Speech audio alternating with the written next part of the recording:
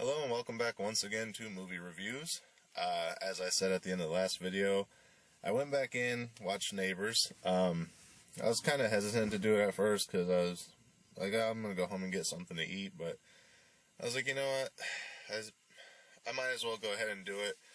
So I went back in, and same girl who was working when I bought my first ticket for X-Men Days of Future Past was still there. She's like, you're back to see another one? I was like, yeah.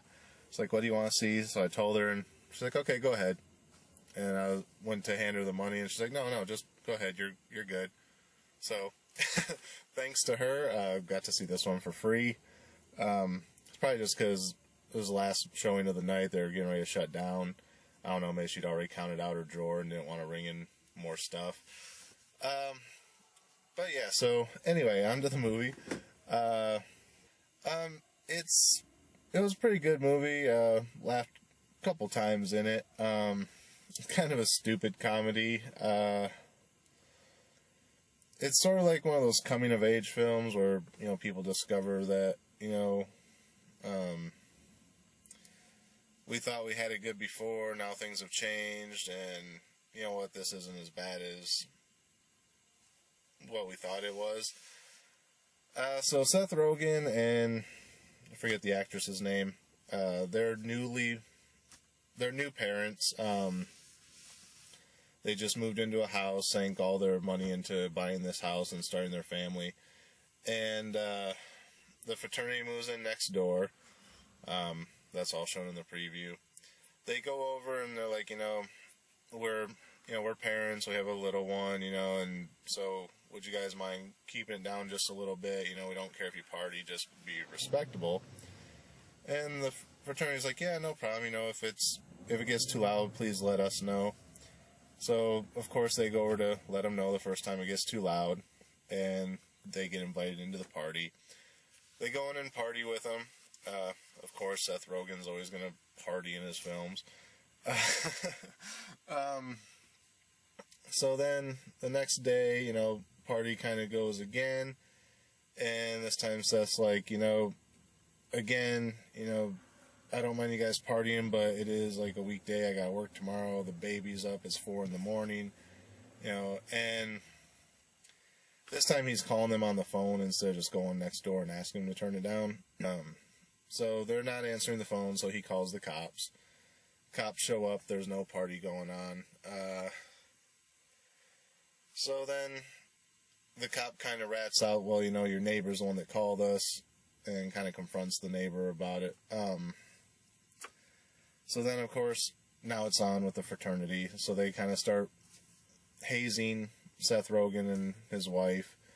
And it goes on for a little while. Then they start to call a little bit of a truce. And then, it kind of blows up again because they found out that, Seth, reported him to the dean and stuff. And now they're on probation or whatever. So then it escalates again. And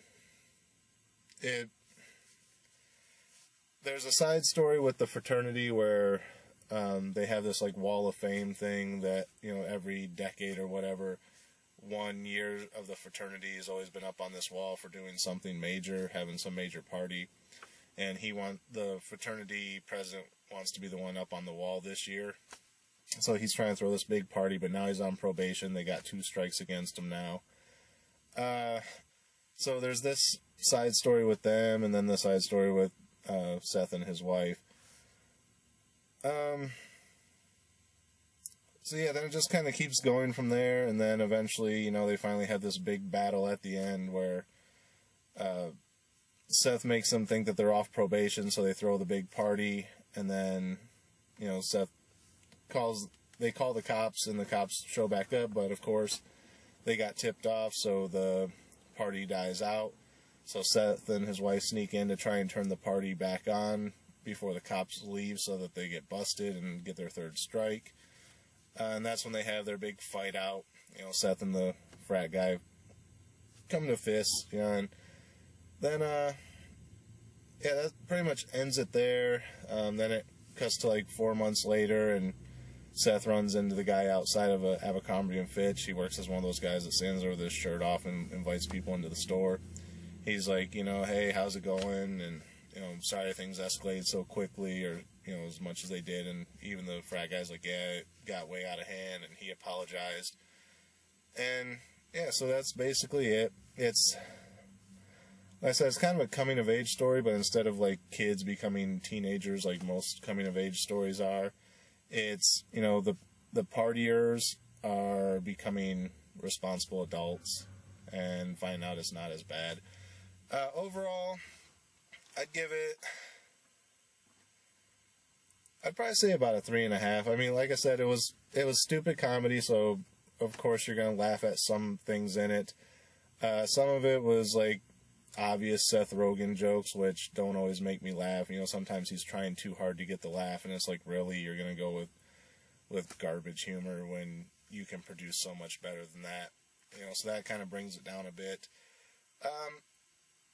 It was, a basic formula, but a new twist on a basic formula with the coming of age thing. So, that gets a little bit higher than a middle of the road for me. Some of the Seth Rogen routines where I'm trying too hard to be funny, and, that kind of brings it down from being a 4. So yeah, I'm going to say it's a solid 3.5. Like I said, if you just want to watch a stupid comedy to laugh a little bit and pass an hour and a half, then check it out. If not, then if you don't like Seth Rogen or whatever, probably don't watch it.